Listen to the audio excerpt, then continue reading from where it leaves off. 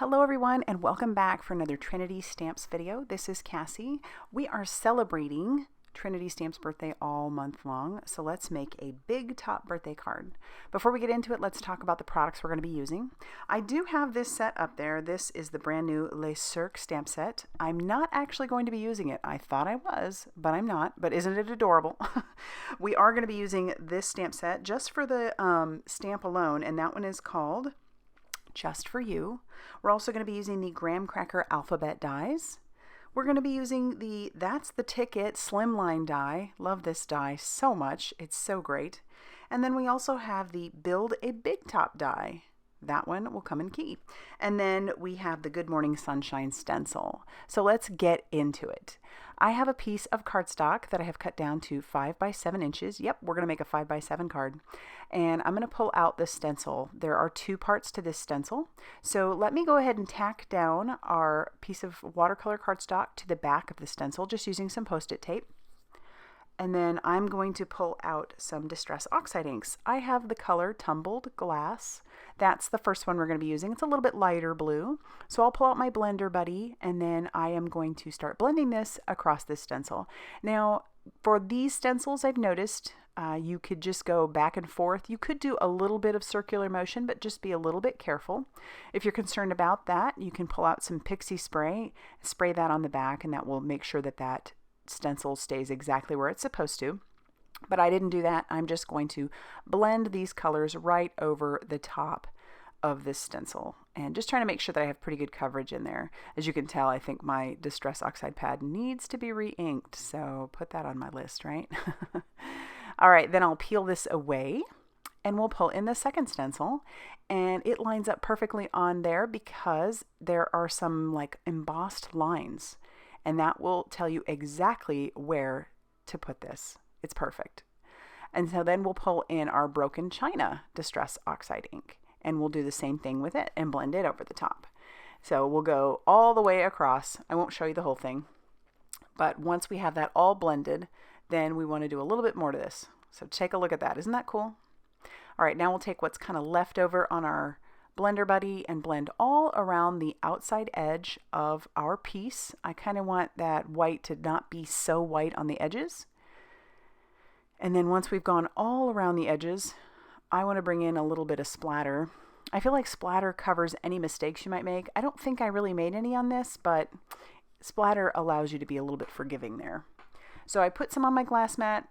I sprayed a little water into it, and I'm taking a tiny paintbrush and just splattering that all over the background. Once I'm happy with that splatter, we'll do the same thing with the Tumbled Glass. That one is a little bit harder to see in the splatter on the background, but I just wanted to put it in there because, you know, we ink blended with it, so why not, right? So I'll do the same thing with that, splatter that all over the background. Next, I want some gold, so I'm going to bring in the Trinity Gold palette. I don't know if this is available right now in the store, but hold tight. She always restocks, so eventually I'm sure this will be back in there. So I'm just splattering that all over that background because, yes, absolutely. So take a look at that background. Isn't that fun? All right, we're going to set that off to the side, and we're going to start playing around with our die cuts. So what I've done for our die cutting is I've cut out all my pieces ahead of time. I have a white piece that's this, basically the whole background. I've got this piece that is more the opening of the tent. We did that with some turquoise and some black. And then we have all these red pieces. And this is so easy to assemble.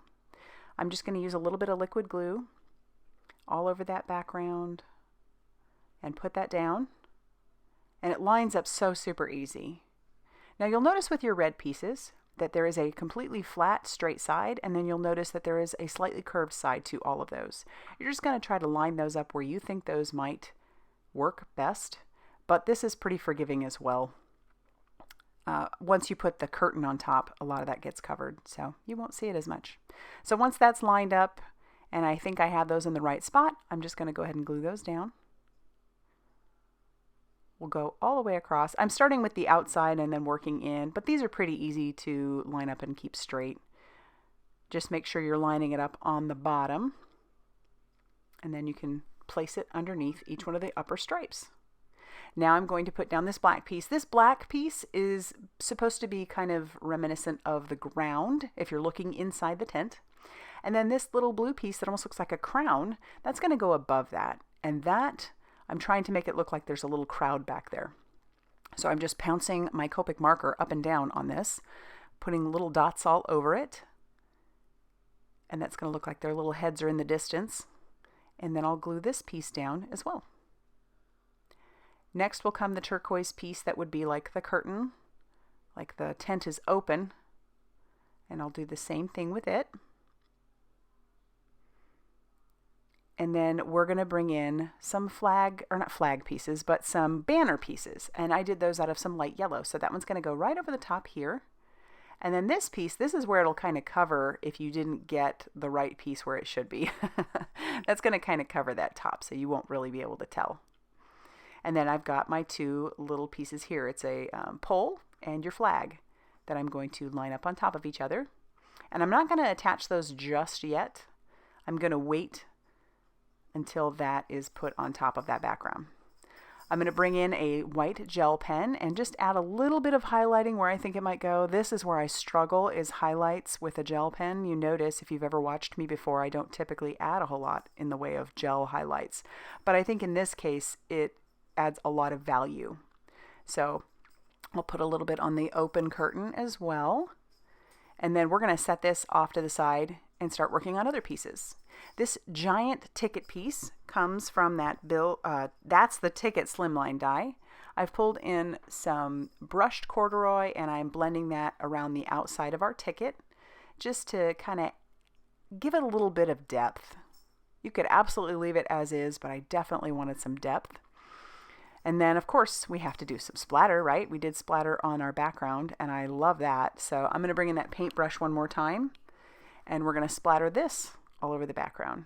And it's super subtle. Once it dries back a little bit, but it's definitely there, and I love it. All right, I went ahead and cut out all of my pieces. So I've got the word ticket cut out of red cardstock, and I have the shadow piece cut out of some white, and now I'm just going to start adhering all those pieces down. I like to work from the outside in. It just makes it a little easier for me to make sure that everything is lined up properly, even though this is a very easy word to line up. It's just how I do it. So just going along each of the letters. And then once all those are adhered, I'm going to stamp out the sentiment. Now, as I said before, I'm just using the Happy Birthday from the Just For You stamp set. We're going to stamp that out using some ink on 3 blackout ink. And then we're just going to stamp that across the bottom of our white piece of cardstock. There is a matching die that you can get for this, but I decided to just cut this out straight. And I'm doing it pretty close to it. And then we'll be done with our stamping. That's the only stamping we do for this card. Isn't that crazy? All right, now I want to put my ticket down. So I'm using that same liquid glue, putting that all over that background, just where I think it's going to cover. And then yes, we will have a piece that hangs off the edge. That's fine with me because we aren't going to waste it. We're going to use it on the inside of the card later on. So let me attach down my big top tent. And then now we'll trim off that excess piece after we put our little flag on top. All right. So now we'll pull in the guillotine trimmer and trim off that excess. This is the easiest way I have found to trim things off of the sides of my cards, just to make sure it's nice and straight. So this is where the graham cracker alphabet die comes in. I wanted a specific sentiment, and this was the way to do it. It's a smaller little alphabet. It's perfect. And so I cut out all the letters I needed for it to say your ticket for a happy birthday. So I'm going to attach down the word ticket first. I've got my T ruler out, and I'm not really using it right yet, but now I'll line it up on the edge. T ruler is perfect in this situation because now I can make sure that I'm lining up each of the letters for your, for, and A.